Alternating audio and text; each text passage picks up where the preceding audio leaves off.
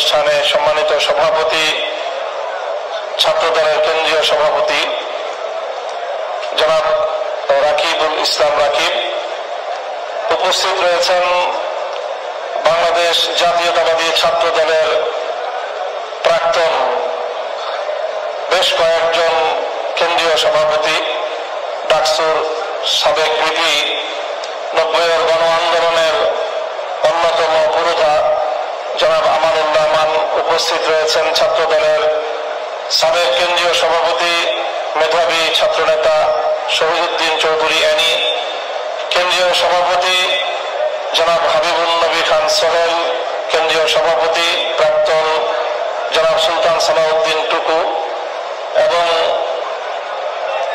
ছাত্র বিষয়ক বিএনপির সম্পাদক জনাব রকিবুল ইসলাম মুকুল এবং ছাত্রদলের কেন্দ্রীয় নেতৃবৃন্দ, সমবেত প্রতিযোগী ভাই বোনেরা এবং আজকের এই উপস্থিতি, দীর্ঘ সময় ধরে আপনারা এবং আমরা আপনাদের ছাত্রদলের প্রাক্তন কেন্দ্রীয় সফল সভাপতিদের অত্যন্ত মনোমুগ্ধকর আলোচনা শুনেছি। আমরা এই পর্যায়ে যথেষ্ট দেরি, অনেক বিলম্ব হয়েছে আজকের কর্মসূচিতে, এই জন্য আমি দীর্ঘ বক্তব্য রাখার সুযোগ পাব না। আমি সংক্ষিপ্তভাবে প্রথমেই অভিনন্দন জানাই, শুকরিয়া জানাই জাতীয়তাবাদী ছাত্রদলকে যে আজকের এরকম একটি সুন্দর অনুষ্ঠানে আমাকে তারা আমন্ত্রণ জানিয়ে সম্মানিত করেছেন। আল্লাহ পাক তাদেরকে উত্তম বিনিময় দান করুন। এরপরে আমি ছাত্রদলকে অভিনন্দন জানাই এবং তাদেরকে স্বাগত জানাই যে তারা এমন একটি সুন্দর উদ্যোগ নিয়েছে। বাংলাদেশের ছাত্র সমাজের মধ্যে কোরআনের শিক্ষার যে চর্চা, সেই চর্চাকে তারা উৎসাহিত করেছে। আমি আশা করব যে এই ধারাবাহিকতা ইনশাআল্লাহ সামনের দিনেও অব্যাহত থাকবে।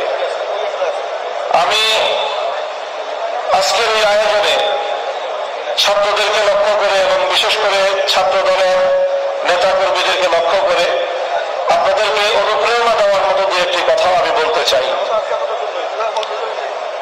প্রিয় উপস্থিতি, বাংলাদেশ জাতীয়তাবাদী ছাত্র দলের যাত্রা শুরু হয়েছিল শহীদ প্রেসিডেন্ট জিয়াউর রহমানের হাত ধরে। শহীদ জিয়াউর রহমান সাহেবের শাসনামল এবং তার নেতৃত্বের সময় খুব ভালো করে প্রত্যক্ষ করবার সুযোগ আমার হয়নি, কারণ তিনি যখন শাহাদাত বরণ করেন তখনও আমরা কৈশোরের সময় পার করতে পারিনি, তবে স্মৃতি এখনো কিছুটা মনে রয়েছে। শহীদ প্রেসিডেন্ট জিয়াউর রহমান সাহেব তিনি জাতীয়তাবাদী ছাত্রদলকে বাংলাদেশের রাজনীতিতে মেধাবীদের একটি সম্মিলন হিসেবে গড়ে তুলেছিলেন, যেখান থেকে আগামী দিনের রাষ্ট্রচিন্তক বের হয়ে আসবে, যেই ছাত্র সংগঠন থেকে আগামী দিনে বাংলাদেশের নেতৃত্ব তৈরি হবে। আমি মনে করি ছাত্রদলকে তাদের সেই প্রতিষ্ঠার ইতিহাস এবং ঐতিহ্য অবশ্যই স্মরণ রাখতে হবে। আমি দীর্ঘ সময় আমরা দেখেছি আপনাদের বাংলাদেশ জাতীয়তাবাদী দলের নেত্রী বেগম খালেদা জিয়ার শাসনামল খুব ভালোভাবে দেখবার, প্রত্যক্ষ করবার এবং কাছ থেকে অনুভব করবার সুযোগ আমাদের হয়েছে। 4 দলীয় জোট যখন গঠিত হয়েছিল, 4 দলীয় জোটের 4 শীর্ষ নেতার মধ্যে অন্যতম একজন ছিলেন আমার বাবা মরহুম শাইখুল হাদিস আল্লামা আজিজুল হক রহমতুল্লাহ আলাইহি। সেই সুযোগেও অনেক জানাশোনার সুযোগ আমার হয়েছে। আমি আজকে আপনাদের এই উপস্থিতিকে বেগম জিয়ার 2টি কথা উদ্ধৃত করতে চাই। যখন 5ই আগস্ট ছাত্র গণ অভ্যুত্থানের মধ্য দিয়ে বাংলাদেশের মানুষের বুকের উপর থেকে জগদ্দল পাথর, ইতিহাসের বর্বরতম নৃশংসতম শাসক লেডি ফেরাউন খ্যাত শেখ হাসিনা উৎখাত হলো এবং বাংলাদেশ তার ফেসিবাদ থেকে মুক্ত হলো, ঠিক 5ই আগস্টের একদিন পরে বেগম জিয়াকে হাসপাতালে দেখতে যাওয়ার সুযোগ আমার হলো এবং সেখানে ডক্টর জাহিদ সাহেবের বদান্যতায় দীর্ঘ সময় একান্ত সাক্ষাতে ওনার সঙ্গে কথা বলার সুযোগ হলো। চিন্তা করেন যে মহিলা অশীতিপর বয়সে জীবন মৃত্যুর সন্ধিক্ষণে দাঁড়িয়ে যার দ্বারা এমনভাবে নিগৃহীত হয়েছেন, অপমানিত হয়েছেন, নিজের প্রিয় বাস্তু পিতাকে ছাড়তে হয়েছে এবং জীবন মৃত্যুর মাঝামাঝি দাঁড়িয়ে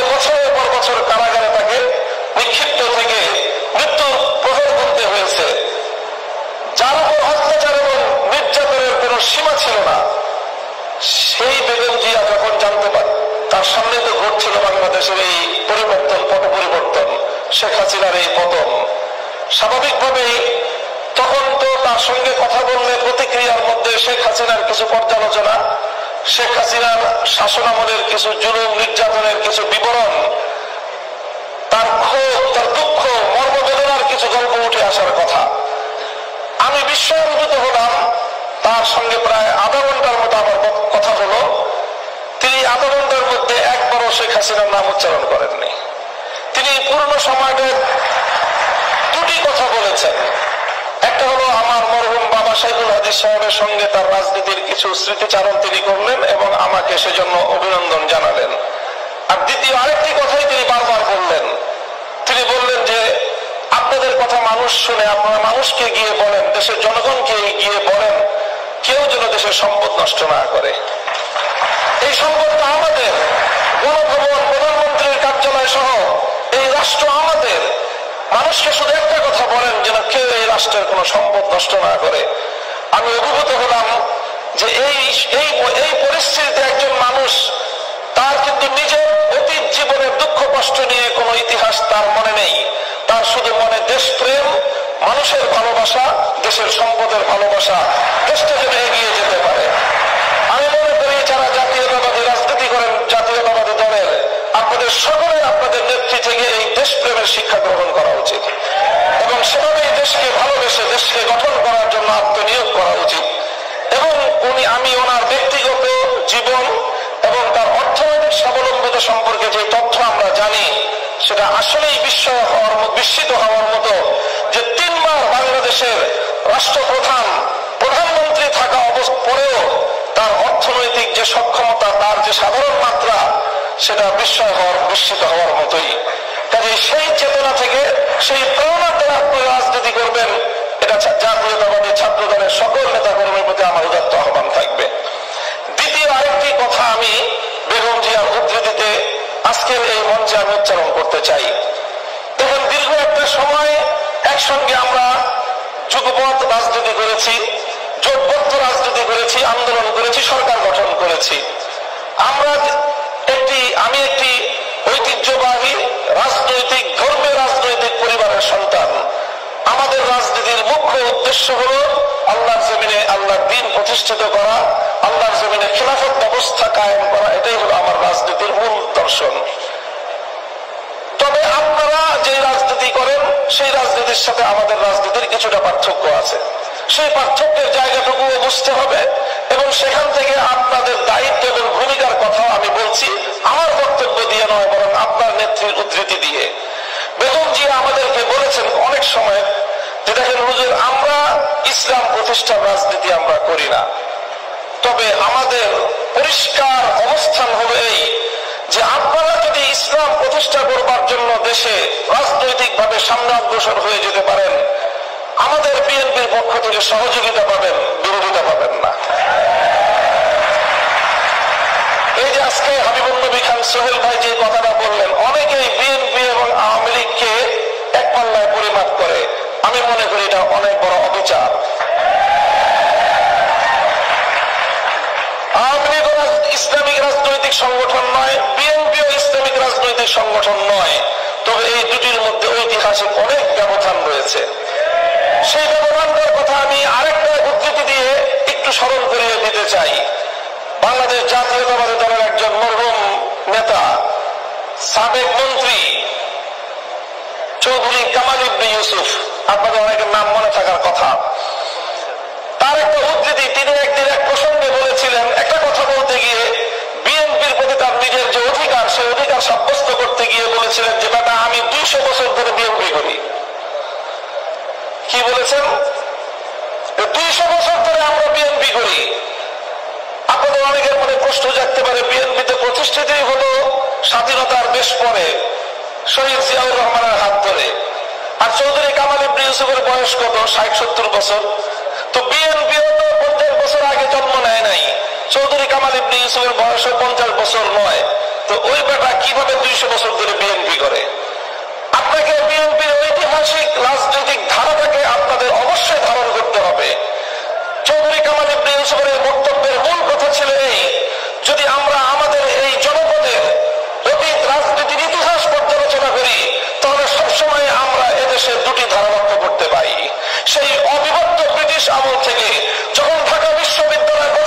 ঘোষণা এসেছিল, যখন ঢাকাকে কেন্দ্র করে পূর্ববঙ্গের উত্থানের ঘোষণা এসেছিল, যখন মুসলিম জাতিসত্তা প্রতিষ্ঠার ঘোষণা এসেছিল, তখন এই বঙ্গ অঞ্চল থেকে কিছু মানুষ তারা ঢাকা বিশ্ববিদ্যালয় প্রতিষ্ঠার বিরোধিতা করেছিল। তারা ঢাকাকে কেন্দ্র করে পূর্ববঙ্গের উত্থানকে ঠেকিয়ে দিতে চেয়েছিল, যারা মুসলিম জাতিসত্তার বিরোধী ছিল। এই ঐতিহাসিক ধারা সেই ব্রিটিশ আমল থেকে চলে এসেছে। আর এই ধারায় এইভাবে দুটি ধারা প্রতিষ্ঠিত হয়েছে, সংঘাত চলেছে, লড়াই চলেছে। একটি ধারা ছিল পূর্ববঙ্গ কেন্দ্রিক এই বাংলাদেশী জাতীয়তাবাদ তথা মুসলিম জাতীয়তাবাদের, মুসলিম জাতিসত্তা গঠনের যে ঐতিহাসিক ধারা, এই ধারাতে রাজনীতি করে জাতীয়তাবাদী দল বিএনপি সেই ধারারই প্রতিনিধিত্ব করে। কাজে বিএনপিকে যেমন এই কথাটা মনে রাখতে হবে, যারা বিএনপির সমালোচনা করে তাদেরকেও এই কথাটা মনে রাখতে হবে। বিএনপি এবং আওয়ামী লীগ কেউই ইসলামী রাজনীতি করে না, বরং তাদের রাজনৈতিক ভিন্ন দর্শন রয়েছে। ঠিক যেমনি ভাবে আবু জাহাল আর আবু তালেব কেউই কিন্তু ইসলামের পথের অনুসারী ছিলেন না, কিন্তু কেউ যদি আবু তালেব আর আবু জাহালকে এক পাল্লায় মাপে, তার চেয়ে বড় জালিম আর কেউ হতে পারে না। আমি মনে করি ইসলামী রাজনীতির দৃষ্টিকোণ থেকে বিএনপি আবু তালেবের ভূমিকায় আর আওয়ামী লীগের আগাগোড়াই ভূমিকা হল আবু জাহালের ভূমিকা। কাজেই এই জন্য বিএনপির কথা মনে রাখতে হবে, বিএনপির আগামী নেতৃত্বকে কথা মনে রাখতে হবে। প্রয়োজনী ভাইয়েরা, প্রিয় জাতীয়তাবাদী ছাত্র দলের আমার সংগ্রামী সাথী বন্ধুগণ, আমাদের এখানে অনেকেই আমার কথা স্মৃতিচারণ করেছেন। এখানে উপবিষ্ট অধিকাংশ অতিথিদের সাথে আমার ব্যক্তিগত ঘনিষ্ঠতা হলো থানার গারদে, জেলখানা অন্ধকার প্রকোষ্ঠে সেই সময়ের দিনগুলোতে যাদের সঙ্গে অন্তরঙ্গতা সৃষ্টি হয়েছে, সেই ভালোবাসা এবং সেই হৃদ্যতা একটু ভিন্নতা হয়, সেই হৃদ্যতার মধ্যে গভীরতা বেশি থাকে। আমি আপনাদের এই শহীদুদ্দিন চৌধুরী, আলী ভাই, সুলতান সালাউদ্দিন টুকু ভাই সহ আরো অনেকের সঙ্গে আমাদের সেই দুঃসময়ের দিনগুলো একসঙ্গে অতিক্রম করেছি। আরো অনেক নেতৃবৃন্দ ছিলেন, যে গিয়াসুদ্দিন আল মামুন সাহেব, তারপরে মিয়া নুরুদ্দিন অপু ভাই, আর এরপরে বিশেষভাবে যাকে আজকে আপনাদের এই মঞ্চে আমার স্মরণ করতে মনে যায়, তিনি আপনাদের প্রাক্তন কেন্দ্রীয় সভাপতি মরহুম নাসিরুদ্দিন আহমেদ পিন্টু ভাই। আমার জন্মস্থান আমাদের লালবাগের যিনি নেতা, যাকে নির্মম ভাবে মৃত্যুর দিকে শুধু ঠেলে দেওয়া হয়েছে বলবো না, বরং যাকে পরিকল্পিতভাবে হত্যা করা হয়েছে। জাতীয়তাবাদী ছাত্রদলের একজন কেন্দ্রীয় সভাপতি পিন্টু ভাই কেমন ছিলেন, একটি কথা শুধু আপনাদেরকে স্মরণ করিয়ে দিতে চাই, যেন আপনারা তার আদর্শের অনুসরণ করতে পারেন। আমি একদিন গারদ থেকে 2013 সালের জেলখানার ইতিহাস বলছি। আমি 2013 সালে আমি যখন জেলে, পিন্টু ভাই তখন জেলে, একই জেলে ছিলাম আমরা, কাশিমপুর হাই সিকিউরিটি কেন্দ্রীয় কারাগারে। আমিও গেলাম। একেবারে যখন জেলখানায় পৌঁছলাম থানার গারদ কোর্ট থেকে, তখন আসরের সময় প্রায় শেষ হয়ে যায়। আমি প্রতিমধ্যে আসরের নামাজ পড়তে সক্ষম হয়েছিলাম। পিন্টু ভাই আলাদা আরেক গাড়িতে গেলেন, কিন্তু তিনি আসরের নামাজ পড়তে পারেন নাই। আমি ওই কারাগারের অফিস কক্ষে ওনার জন্য অপেক্ষা করছিলাম, যে উনি আসলে হয়তো একটু কথা বলবো। তিনি আসলেন। তিনি আসার পরে আমাকে দেখে সালাম দিলেন, শুধু দূর থেকে ইশারা করে বললেন যে একটু অপেক্ষা করেন, আমি নামাজ পড়ি নাই। তিনি দ্রুত কদমে এগিয়ে গেলেন এবং আসরের নামাজের ওয়াক্ত চলে যাচ্ছে, দ্রুত সময় মতো তিনি নামাজটা পড়ে তারপরে নামাজ সেরে তারপরে তিনি এসে আমার সাথে কথা বললেন। এবং কাশিমপুর কেন্দ্রীয় হাই সিকিউরিটি কারাগারে যতজন বন্দী ছিলেন, বিশেষ করে ধর্মপ্রাণ যত বন্দী ছিলেন, তাদের সকলের সেবা শুশ্রূষায় নাসিরুদ্দিন পিন্টু ভাই অসামান্য অবদান রেখেছেন। কাজে এইগুলো ছাত্র দলের ইতিহাস, ছাত্র দলের কেন্দ্রীয় নেতাদের ইতিহাস। এই ইতিহাসগুলো আমি আপনাদেরকে স্মরণ করিয়ে দিয়ে আপনাদেরকে আমি বলবো যে আপনারা ইনশাআল্লাহ এই ঐতিহ্যকে আপনারা ধারণ করবেন। দেখেন, আমি আবারও বলছি, রাজনৈতিক ভাবে আপনারা একটা আদর্শের রাজনীতি করেন, আমরা আরেকটা আদর্শের রাজনীতি করি। তবে বাংলাদেশের প্রেক্ষাপটে একটা কথা আমাদেরকে মনে রাখতে হবে, সেটা হলো বাংলাদেশের জাতীয়তাবাদী শক্তি এবং ইসলামী শক্তি পরস্পর সহযোগিতার মাধ্যমে বাংলাদেশের স্বাধীনতাকে রক্ষা করতে হবে। যদি জাতীয়তাবাদী শক্তি এবং ইসলামী শক্তির মধ্যে বিভেদ তৈরি হয়, বাংলাদেশ বিপন্ন হবে। বাংলাদেশ বিরোধী ফ্যাসিবাদী শক্তি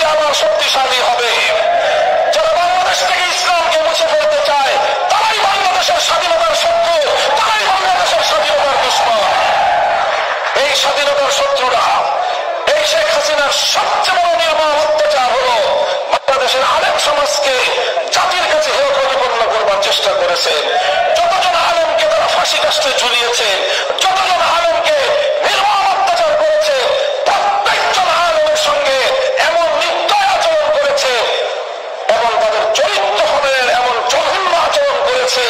ফেরাউন কারণ নমরুদ যে আচরণ করেছিল, শেখ হাসিনা সেই আচরণ করেছে।